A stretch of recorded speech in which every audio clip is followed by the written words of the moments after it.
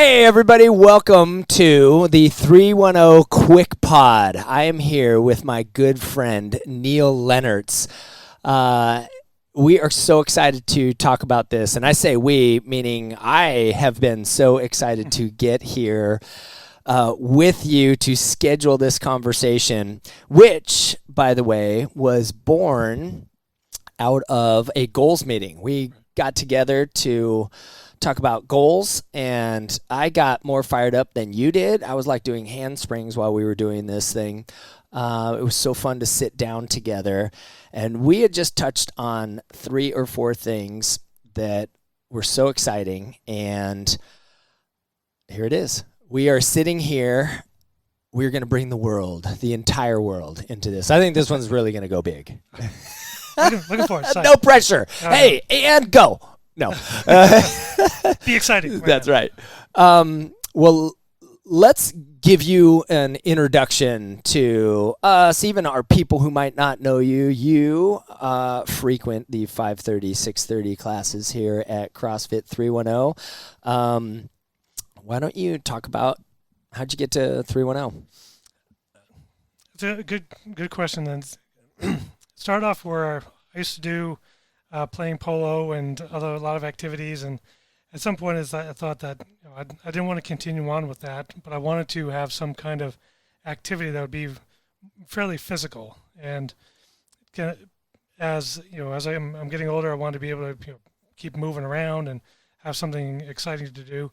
So I like physically working out, but I don't like going to gyms per se, and just doing the same old routines all the time. So I was looking for something. I heard about CrossFit and that what it meant to be functional fitness, and that you do all these different exercises. And so I started looking around for different places, and I decided CrossFit's the one I want to try out. And I started looking at different places, and so I came here, and I thought I liked the environment, I liked everybody I met, I liked you, I liked all the coaches and everything. I was like, this is the environment that I wanted to be in. Right. And so I like the structure where you come in, you do an hour, and you get your whole exercise done. Polo would be, even though I play for an hour, it takes me 4 hours, 5 hours out of my day to do it. Right. And it was just too much. Amazing sport, excellent sport, but it's just very resource intensive. Right. Yeah. Well, we just had a great time as we went through our Onramp together. I was excited about polo. I was excited about the kinds of strength that we wanted to get into. There's mobility stuff that we're into all the time, which I just want to do with every human in the world, because that means freedom to me, I believe, and other people. So as you've come in, you get into classes, and we're going through this thing. There's been changes, which has been good. We saw right away, I just didn't seem like it was taking long, but you start learning inside of here, which I love about you. And not everybody needs to be this way, but it's just fun. You're a researcher, so you read, you watch videos, you want to know about the thing that you're getting into. And for somebody who's like that, I mean, there's so much in the strength and conditioning world, let alone CrossFit, that you can just dive in and spend years with all the videos and information out there right now. So tell me about transitions. Tell me about things that has been happening with you along the way. And then I've definitely got questions for you as that comes. It's getting into CrossFit has been an experience, real learning experience. Like a lot of jobs, when you go into, you get a new job at a company or whatever, there's always a new language you got to learn. And there was definitely a language learning curve when you go into CrossFit. So learning everything, that all the new exercises, all the different abbreviations, and why you call it this, and what's the difference between that. Right. But now that I know all those things, or most of it, and so I can read the board. It's like, okay, I'm not confused all of a sudden. Yeah. And now I can focus on the more the variations of things, rather than just wondering what am I doing. Now I can say, okay, if I do this a little differently, or I do that in a different way, I know what to ask you or DJ, or am I doing this correctly? Why would you suggest I do something?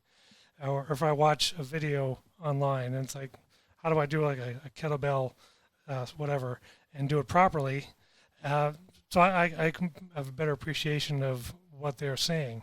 Mm-hmm. So there's learning that, and then learning how my body moves. It's like I didn't even know what my body could do playing polo, but now when I do this, I see, okay, I have so much more I can do if I learn how to get to the mobility, get the strength, the conditioning, all those things together. I'm seeing that I can do a lot more than I could before. Right. So even recently when I went back and I rode after being off a horse for about 10 months, I got on and it was like immediately I was back on, but I definitely noticed I was riding better and I was less sore when I was done, and I just felt so much better after I did that one time. Right.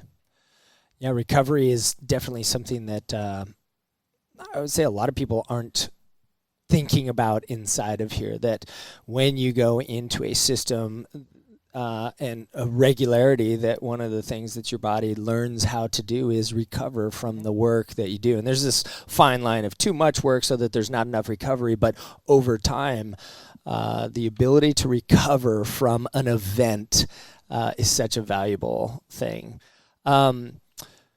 Before we started, you had said some things, you were talking about just changes, and you were like, man, so much has changed. And I wasn't even aware of some of the things that you had touched on, but you had just mentioned three or four things that you were like, man, after having been inside of our place for a little while, that you had seen a difference. What are some of those things? I think one of the things that when I came into CrossFit is I wanted to change my body composition a bit and get a little trimmer. And I've definitely seen the changes in my body in that respect. I've had people comment to me, it's like, wow, you're looking a lot trimmer, a little fitter, and so that's always good to hear. Other things like I've changed the way I eat, because now if I'm coming here and I'm putting in the work, do this, I don't want to be eating the way I used to be, because the expression I heard was you can't out-train a bad diet. Right. So I want to make sure I'm eating well to support this, and actually I'm eating more than I was before, but I've lost weight. Right. And because I'm burning it up in here. And the machine's becoming more efficient at what you're burning. You give it good fuel, you give it a regular way, like it becomes a more efficient burning machine. Right. Yeah. And I'm learning more cooking. My wife is a great cook, but I'm learning more with her, and she's helping me, and I'm teaching her some things. I've changed the way pretty much my whole way I've dressed is totally overhauled, because anything that I used to wear, it's like I put it on, it's like, why was I wearing this? How did I even choose this? And how did this Cosby sweater get on me? What? Because the stuff was just hanging off me now. Yeah. And it's like I felt like I was almost hiding in my clothes, but now I'm not. And so that's a big thought. My clothes have changed. My diet's changed. The music I listen to has changed. Tell me about that. Tell me, you mentioned that. Tell me about, what is this? Part of it's my son, because my son's at an age where he's a musician and he plays all kinds of different music. But when you come into CrossFit, he's like, there's almost like a playlists that you just gets you going, that you want to listen to. And so I listen to that type of music, and then it's like I take it home. It's like, well, that's cool. I like that now. So I listen to Sponge or Lit or Blink 182 and things. And so I still like my old music, but I like this other music. I won't say new music, but it's different music as well. Yeah, I thought that was awesome. That's such a great thing that I would hear you. I would hear you saying, I can expect it, and it was so cool that you would say that. And I love that, like you said, you've got your son. There's this connection with, I don't know what it is, but you are willing to. You're like plastic, and you are being shaped in many different ways, and it's fun. That makes our place better. It just does. Like it would be a much different thing. Listen, every class has somebody in it who currently hates the song that is being played. You know what I mean? Like that's what, like, you can't hit everybody.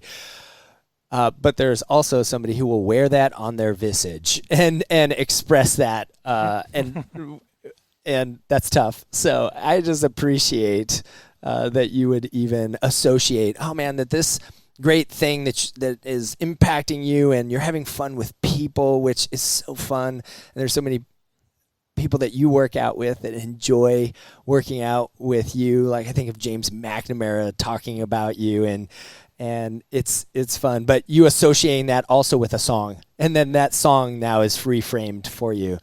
That's interesting. Yeah. And you talk about talking with people. I think that's one of the great things about working out here is that, and like Paulo, is you have like an extended family. Right. There's just people that you just want to be around and you enjoy talking to, and they're supportive of you. How many times have I've been working on something and Nate's just like, come on, keep it going. Yeah. And you're doing your 800-meter run and they're flying past me and I'm going slow. It's like, come on, Neil, keep it going. That's just that supportive nature, or the supportive environment is fantastic. Yeah. And that's one of the reasons. That's one thing I would never really get in a gym if I'm just there by myself. Right. Is that just the monotony of things, but also not having that support system of people just cheering you on. So that's really exciting. Yeah, there is a connection inside of this thing that's much different than other environments where you might know people in the gym. I can remember knowing people in the gym, being very friendly with people, but it's different when we're doing the thing. Right. And we can all be doing it at, like, you're doing it at your level, I'm doing it at my level, Nathan's doing it at his level, but you're still connected to the same thing, and so it is empowering. I am still mystified that over 10 years in, it still drives me, that I get excited about working out with people, and I'm different than I was 10 years ago, but it still drives me. The numbers drive me to play with people, and so I understand what you're saying. Well, one of the things that was just so potent that we had talked about inside of our goals meeting that you had mentioned, we were talking about great things. We were talking about bright spots for you. And I'm not even sure how you said it or where it came out, but you had expressed that you were encouraged by what was happening physically with you. And we talked about dress and stuff, and I can see it. Like when you walk in, I can absolutely see two things. I can see clothes fitting differently, and I can see how you walk differently. So when you said this next thing, I was like, I know exactly what he's talking about, or how that might be possible inside of a framework. So what you had said was that, and I will say it in my way, and you can absolutely say it if it sounds different, but you had said that you were fighting against the perception of old inside of a workplace. And I think I said, tell me more about that. And so I'm going to say that now. Can you tell me more about that? Sure. I think when I say with like the perception of old in the workplace, it comes from hearing a lot of articles and news stories, or people telling you that there's a bias against older workers. And even when you listen to news reports in business, NPR, when they said the prime age range for workers is 22 to 54. It's like, well, I'm not in that range anymore. And so how old are you right now? I'll be 57 next week. Hey, here comes the party. Yeah, so I can say that. It's like, I don't feel 57. I don't think of myself as 57. Right. But, it's great. The hair's going gray a little bit, and I don't know how people perceive me work, but you hear enough of these things about how older workers, if they lose their jobs, it's harder to get back into the workforce or to get ahead or get the opportunities. And I work in IT, which is also it's harder area for older workers because so much things you got to keep up on.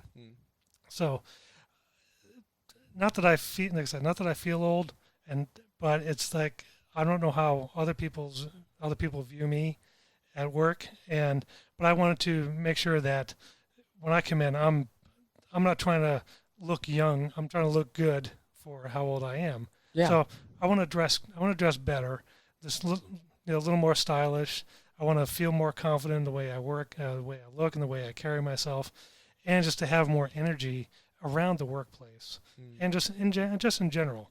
I want to be able to, if I have to put in a long day, I don't want to feel like that. I'm tired. I gotta leave at the time. If somebody asks me to work late, I can do it.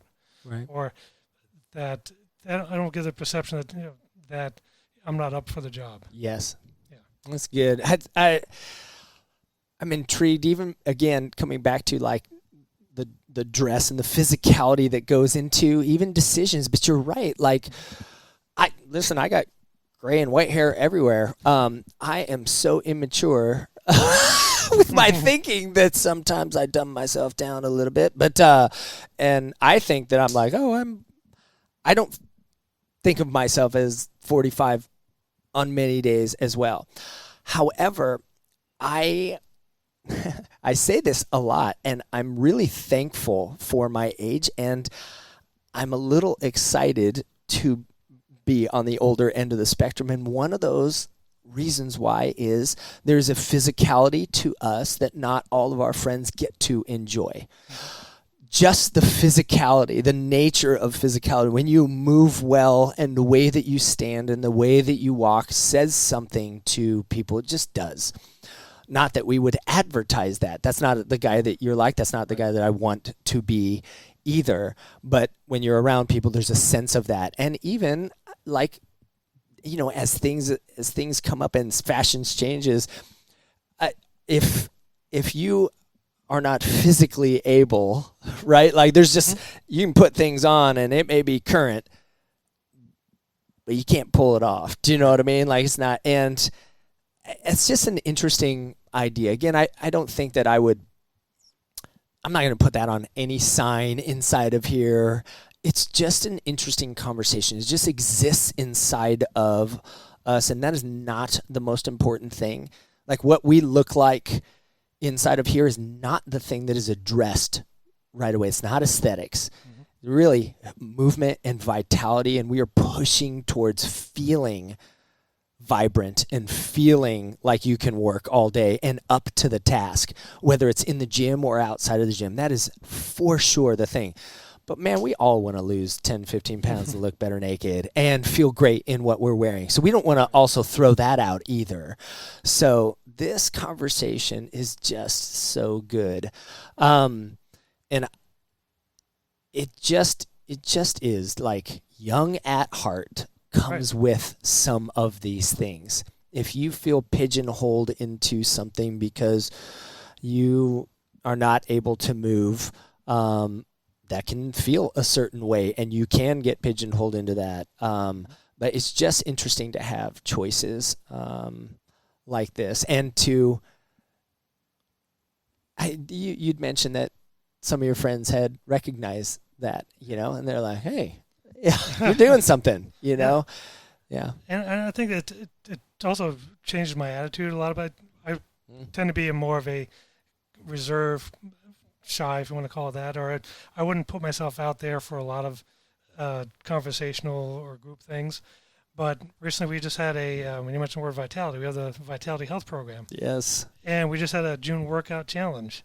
And it's like I organized the team, put it together, and I'm the one that's motivating, sending emails out during the week, funny pictures, doing word pictures, getting people, give me words so I can put them into a picture, and just kind of get people motivated. Yes. And there was one girl, my team, she works remote up in Fresno, and she was saying, it's real hard because it's like triple-digit heat.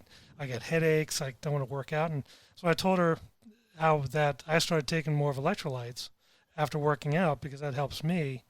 And maybe her problem was dehydration because like altitude sickness will cause headaches and things like that. So if you just hydrate more, she started taking hydration with electrolytes, and boom, she just took off with the workout challenge where she was doing just one or two.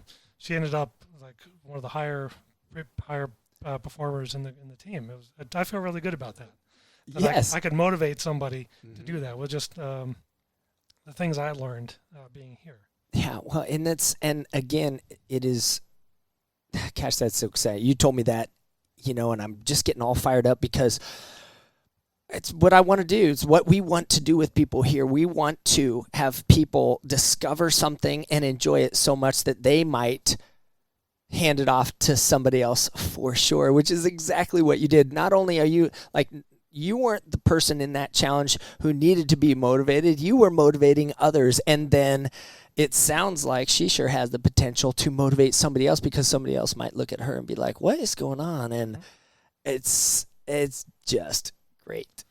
Yeah. That story is so fun. And I think I've almost talked her into getting a rowing machine. So. I've almost talked her. You love the erg. Oh yeah, you do. That's awesome, man. Fun. Well, man, this is about the end of where we go inside of this.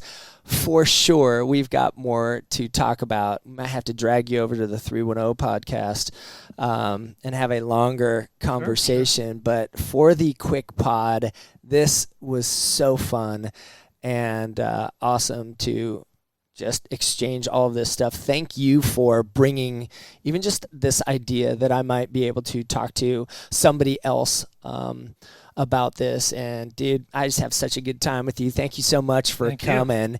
This is the 310 QuickPod. You can find it on YouTube, and thanks for watching.